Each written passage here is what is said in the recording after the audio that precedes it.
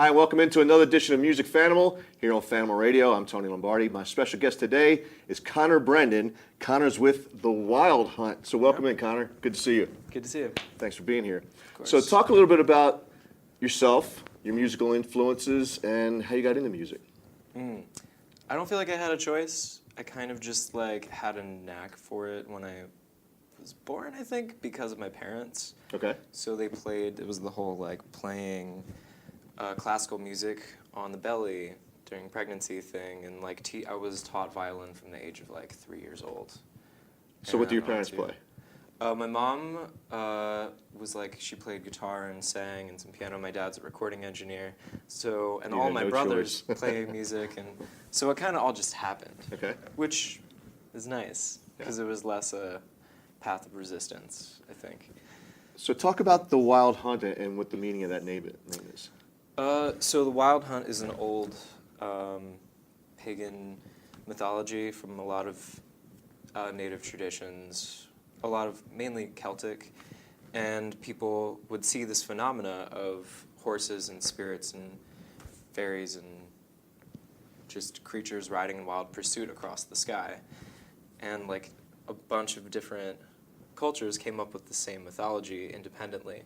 So it's this idea of is it real, is it not real? It's this idea of it's mythology, but is it based in some kind of truth? So how does that translate to the band?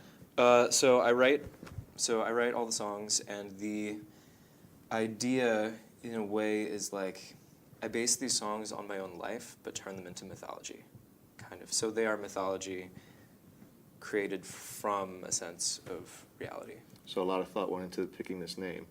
Yeah, and it just kind of fell into place naturally. So I was looking on your bio, and it describes you as a folk pop multi-instrumentalist singer-songwriter intent on creating positive change in a troubled world. I'd say that's accurate. That's the goal. Talk about that a little bit. The world's rough right now. The world's rough. It's been rough for a long time, and I don't know. Sometimes I feel like there could be a little bit more compassion, maybe, and pushing towards more equality and fairness. And I know there's what I can do, but I can at least talk about it and make people think about different things and hope that does something. And we'll sometimes play benefits. We're doing a concert for rape survivors in College Park in a couple months. I've done different concerts for it was the protest of the Democratic National Convention when they were kind of trying to push Bernie out. I've been involved with Occupy Congress. The main thing probably is I was at do you know about Standing Rock, North Dakota? No, I don't. There was, so basically on Lakota Sioux land, this pipeline, Dakota Access, was trying to bring this pipeline that everyone knew was going to leak through Lakota land. Mm-hmm. And they were saying no, but they were pushing it through anyway. And what's funny is it was previously set to Bismarck, which there's not many native people there, is primarily white. And then they switched it over to the native land when they were we don't want this going through our place. It's gonna mess up our water. So they put it through the native land. And then for 6 months, or maybe a little longer, there were about 400 nations being represented who were there and who were occupying the place and trying to prevent this pipeline from being built, and a lot of different allies also. I was there for about a month, and it's a subject I talk about a decent amount. Now, there was a guy we had in earlier a couple weeks ago, Chris Diller, and one of the things I asked him was, what makes the mark on you to inspire you to become a musician, and what do you do to make your mark on the musical industry? Mm-hmm. And what he said was, the best thing I can be is to be kind. Yeah. It kind of speaks to some of the things that you're talking about. Mm-hmm. So it's really inspirational to hear those things. And I do think you're right. The world needs a little bit more kindness and love, really. Mm-hmm. So let's talk about the music itself. Talk about your Yeah. band members and you know, how you guys got together, a little bit about their backgrounds. They're amazing. On the drums we have this guy Chris Elvidge, who I met through another musician friend who played bass with me at one point. And Chris, he has an incredible, just the voice of an angel, and he plays drums with so much finesse at the same time. And his just like... That's a challenge. Yeah, right? and his notes are just like spot on. So he's like a serious find. We have this guy, Mike Ware, who's playing bass, and he's really good. We have Lena Trainham on vocals, and she's like playing guitar and bass in places, and just this killer voice, just like super powerhouse of a performer. What They're all would you amazing. say that your music could be compared to, that people out there watching the show would be able to kind of compare or draw parallels to? So I feel like there's Sufjan Stevens is someone who's been an influence, but we don't sound exactly like Sufjan Stevens. I've heard the Lumineers at times, maybe a little Mumford & Sons. Okay. I don't know. We definitely have artists that are similar in the genre, but in a way I don't listen to a ton of music because I know that those ideas are gonna like somehow get into my brain, and I don't want to get too many people's ideas into my brain. I want to try to let them come from me, so I'm not worrying about copyright. I understand that too, because when I like write about sports, I try not to listen to too much sports talk radio or read other people's stuff because I don't want it to become, hey, that's a really good idea, and all of a sudden it becomes yours, but it's not yours. You know what I mean? Yeah, I like to ruminate with my own thoughts enough so that I can feel confident that the ideas that I'm coming up with are my own. What sparks those ideas? So when it comes to practicing, I don't practice my own songs a lot, and I don't practice other people's songs a lot. Usually when I sit down at an instrument, I start writing something. And just moving around on the instrument, I'll find different melodies and different chord patterns and things that just spark melodies in my brain, and some story will come up, and then I'll like try to channel it down. Do you ever wake up in the middle of the night with an idea? Sometimes. Yeah. Yeah. What do you do with it? You go back to sleep, Forget or them. Sometimes, and then sometimes I work on it a little bit. Yeah, songwriting can be really weird. Weird is a weird term for that, but sometimes it's not like it's coming from myself. I remember the most heavy song I've ever written. I just had this this ambient piece of just like, it was like a pad sound, and this beautiful ambient sound that was very tonal, and it sounded like bike spokes to me. So I started like thinking about this person who was riding a bike, and then I realized it was a ghost in a small town who was riding a bike, and then I realized it was the ghost of a girl who was killed by a drunk driver when she was riding a bike. And then every time like something clicked in it, I just started weeping. It's the most I've ever cried at one time, and it was like none of it felt like it was coming from me, and it just felt like I didn't have a choice. I just had to get it down. And like every time something clicked, I just started sobbing. what's the name of that song? She Never Left This Town. It's heavy, and then I realized it was about my aunt who died when she was 15, being hit by a drunk driver. Wow. And I was like, I just realized what was happening, and I just had to finish it. It's pretty powerful stuff. But none of those words felt like they came from me. So you're going to do 3 songs today? Yeah. What's the first song you're going to do? Probably the song that's She Broke the Spell. Okay. It's about someone surviving and getting out of an abusive relationship. Okay. She Broke the Spell by Conor Brendan.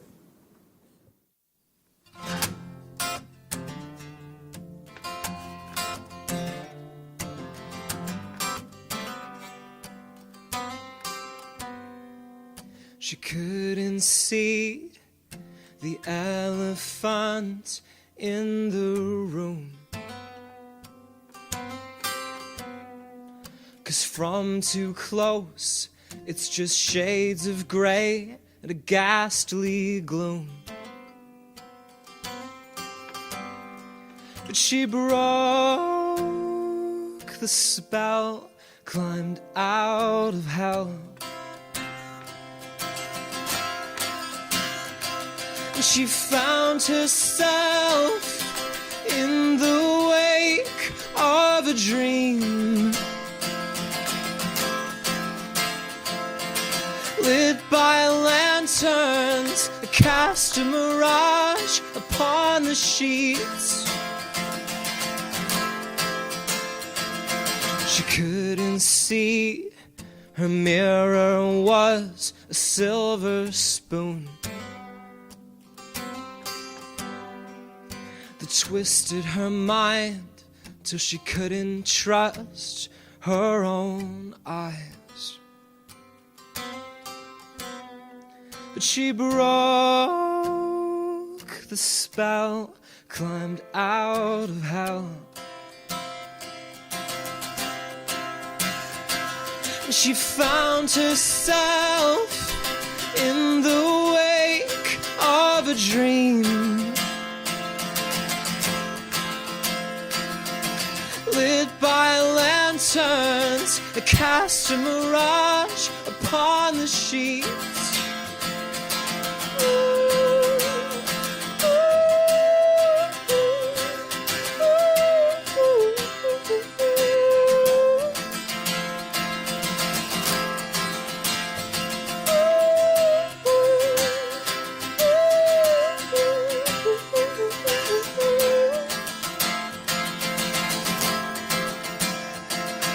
A breath of air, she sung so clear for the first time in years.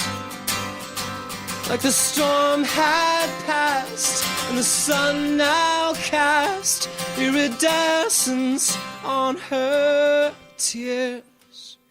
And she found herself in the wake of a dream,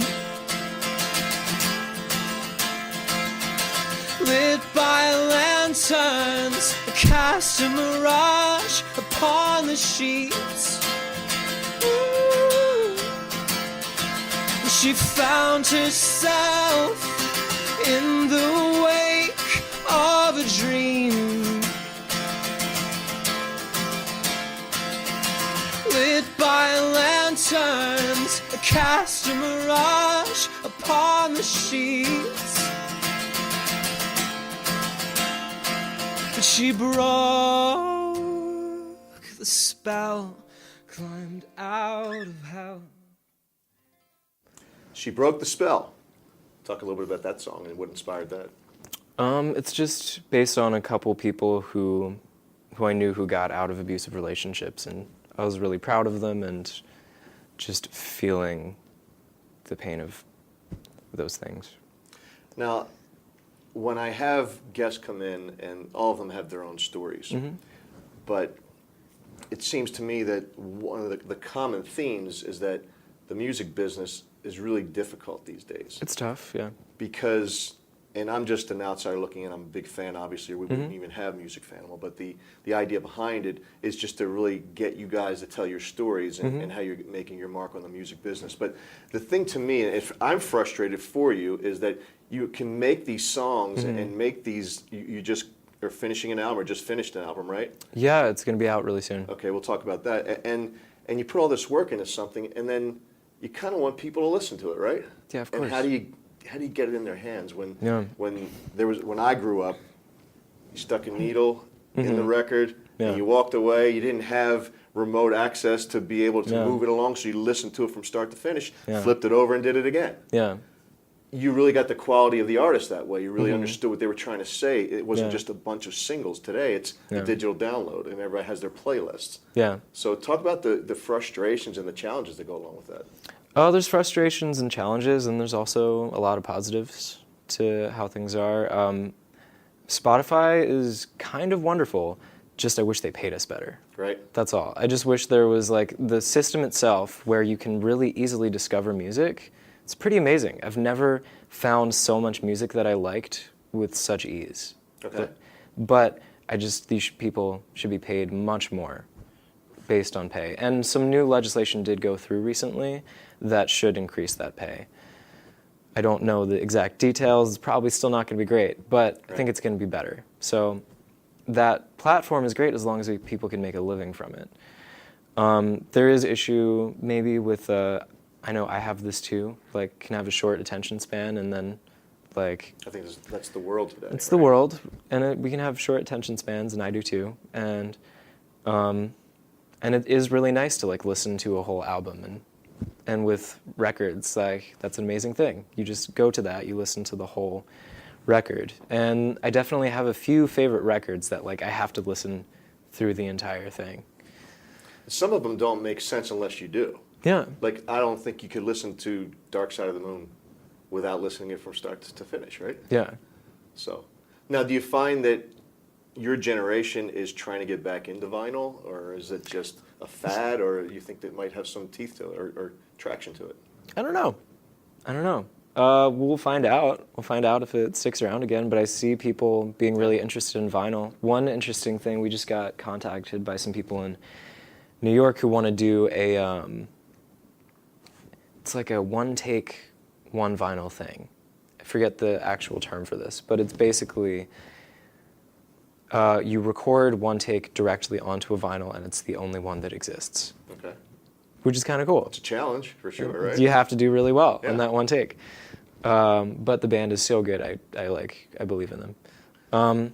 But that's something. I know that's been around for a long time, but I like the novelty of that. And I think records are making a comeback, but on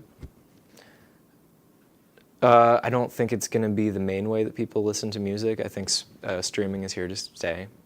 But I think people are becoming more interested. It's simple to do that, right? It's so easy. Yeah. It's so easy. And people, like we are, I think we're just addicted to convenience. Understandably. It sounds like a song title. Yeah. I think there's a Kebmo song like that. Okay. Yeah. Talk about when you're playing live, Mm-hmm. and you have people that probably you have a following, Mm-hmm. and they're there to see you play and play your original stuff, but maybe Mm-hmm. there's some people that aren't familiar with you, Mm-hmm. and those people want to hear songs that they're familiar with. Yeah. So talk about the challenges of playing live and wanting to keep everybody happy Mm-hmm. with a combination of originals and covers. So some kind of gigs you definitely need to put in some covers, but for the most part, we, like 99%, we play venues where we're playing solely original songs, maybe with one cover that we just really liked and completely reworked, so you might not even know what the song was. Like we play Graceland, but I like switched the order of the verses, completely changed what the music sounded like, just because the song connected with me, but I just like wanted to make it my own thing. Right. So we don't usually play covers, and it's nice. It's nice. We get really good responses. Even on some tours we've done, there have been shows where people might have expected covers, and we did like 3 hours of original music. And they still liked us and invited us back, so. Quality's quality, right? Yeah. Talk about, I've read on your bio also, or on your website, about this song in a show called Forever, or is that the song? Oh, it's a show. Okay. It's a show. And that's on Netflix, but you have a song that's going to be on that show, correct? It was placed on the show, but it hasn't come out yet. Okay. Yeah. When will that come out? Not sure. How did the connection with Netflix all come about? I have a person who connects songs to shows and stuff. Okay. Yeah. All right. Well, you got 2 more songs to play, and the next one's going to be? I guess you wanted a Beatles song? We're going to do that later. Oh, okay. So you want Three of three your own. original songs. Oh, I wasn't prepared for this. Raindrop. I'll do Okay. Raindrop. Yeah. All right. So Raindrop coming right up. So the song is called Raindrop. It's about reincarnation through the perspective of a raindrop returning to the ocean after living through its life cycle and what it would say to the ocean upon its return. I wrote this when I was 16.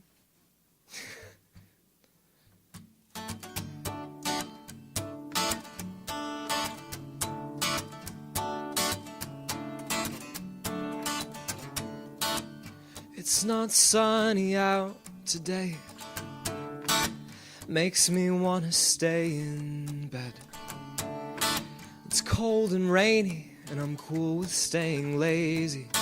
And there's some sleep I ought to get, but my mind is on the ocean, and a single raindrop and where it's going, and all the words that would be spoken if he could speak when he came home. Would he say, hey there, it's been a while, it's great to see your face, with those birds and bees and beautiful trees, that world's a crazy place.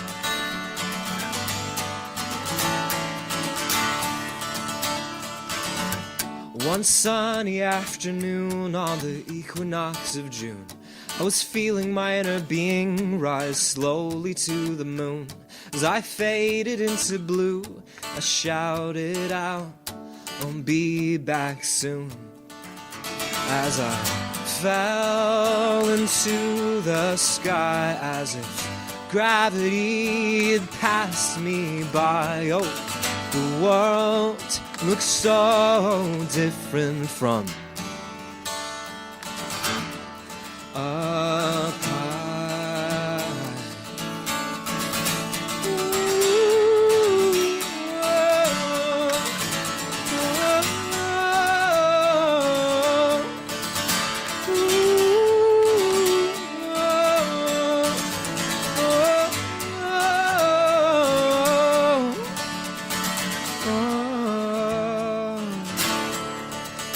Then I fell right back to earth, the place of my rebirth. Oh, I know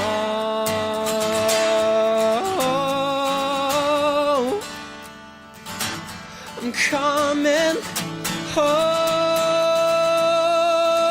singing, hey there, it's been a while, it's great to see your face, with those birds and bees and beautiful trees, that world's a crazy place.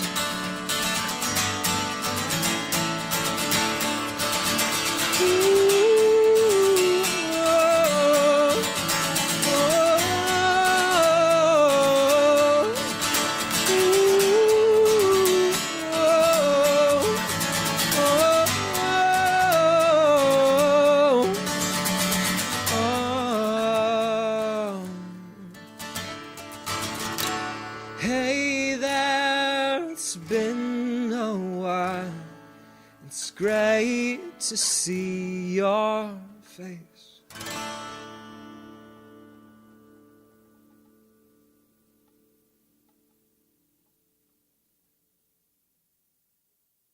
And welcome back to Music Fanimal here on Fanimal Radio. Conor, you have a new record coming out. Mm-hmm. Talk about that and when people or how people can find it, Yeah. and the influences and what you might compare it to. We're so excited about it. We've been working on it for a long time, and it's self-titled, Conor the Wild Hunt. And so I've been, as I mentioned before, my dad is a recording engineer, and he and I have been working on it for a very long time. And Is he excited about it? yeah, we are so excited. It's been a long time coming. I've been recording since I was 11 years old, and I've been writing since I was like 12 years old. And a lot of these songs are newer. There's one song that I wrote when I was 16, but for the most part, it's from like 19 through 24. And How old are you now? 24. Okay. Mm-hmm. And the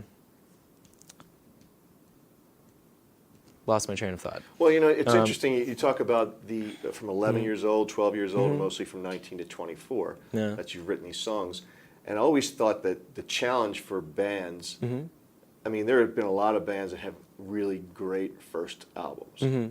and then they never really materialize after that. Because that's really Yeah. when the pressure's on, right? 'Cause Yeah.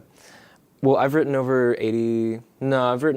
100 songs at this point, and we have a bunch that are ready to go right after this one. Nice. So we'll have another album out within like 8-9 months. So you already have an answer. We already have more to come. But Yeah, on the first album, it's really exciting. It's a lot of, so the band plays on some of them, and it's also a lot of people who I've played with over the years. Some, you might know Lee Townsend. Yes. He plays. He's been around a while, left-handed bass player. Yeah, he's amazing. Glenn Workman plays on it. And then there's a lot of different amazing people. Abigail Dempsey, who played in Forlorn Strangers. She was in my first band ever. That was cool. And well, what's Matt that like when Zorzi, you have some guys great that just people. drop in or girls that drop in and play with you versus your band? I mean, what are some of the highs and lows of that?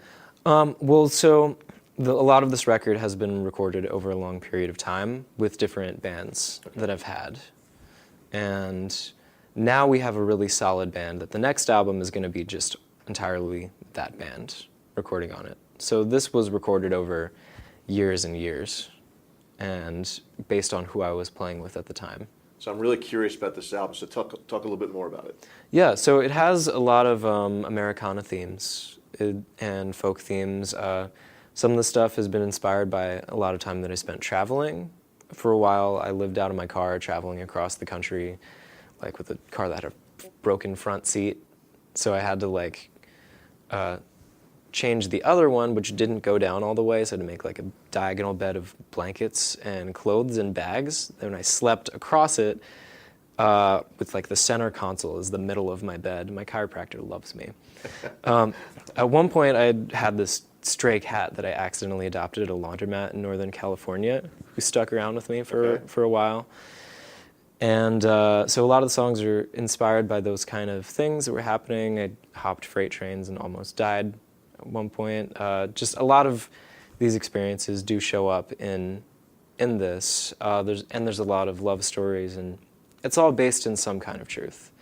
There's a song that's about my great-grandfather, who was an Irishman in America during the Great Depression, who hopped trains to find work to support his family, and it's like a letter back home to his wife and daughter. Nice. So it's a lot of these themes that come in, and there's certainly like Americana folk influences. Bob Dylan has always been an influence. There's maybe a little bit of John Mayer that has always stuck around with me. But I got to tell you, I envy you for doing that, because that's something you got to do it at your age. Otherwise, the ship sails. But that's nice to be able to take all that in. Have that trip across the country, and those are memories that'll always be with you. And we plan to do it a lot live in more. your songs. Yeah, it's true. So. Yeah, and in a way, it feels like the songs will outlive me for sure. I hope so. Anyway, I hope they stick around after I'm gone. Your legacy. Yeah, I hope so. Okay. Yeah. So speaking of years and years, if you had to look into your crystal ball, 5 years, 10 years from now, where is Conor Brendan? I could say our dreams, where we're trying to accomplish. Putting it out there. Red Rocks, we want to be playing there like once or twice a year. Nice. We'll do like the Avett Brothers sells that place out 3 times a year. We want to be doing that. Want to be playing big theaters, maybe like 3,000 seat theaters, like on a regular basis as our main places. So it's a big goal, but with a lot of the tools out there, it is possible. So we're working really hard. I know I believe in my band, and I believe in what we're doing, and so we're shooting high and working really hard. Well, maybe one day we'll look back at this episode and say, "Remember when?" Yeah. So talk a little bit about where you guys play now, where people can find you play, and how they can get a hold of your music. Yeah. So we play places like the 8x10 is one of our favorites in Baltimore. We just played at Pearl Street Warehouse in D.C. We're at the Soundry on Wednesday. There's different places we played around the East Coast. We should be at Nectar's in Vermont later this year. So you have your schedule listed on Facebook or your website and all those Yeah, things? it's all on the website, ConorandTheWildHunt.com. All right. And we're in West Virginia this week, and like Frostburg, Purple Fiddle, Dante's, and Moonshadow. So just some different places. We get around. We stay busy. So what do you use to get around in? A van. I was going to say, I'm imagining a van. You guys are all just piling in. Yeah, we like each other. Fun stuff. So. Okay. So you've got one more original for us. Yep. Okay. So take it away, Conor Brendan. So this is a song from the upcoming record, and it's called Dear Mary, and it's about my great-grandfather, who was an Irishman during America, hopping freight trains during the Great Depression to find work and support his family, and this is the letter back home.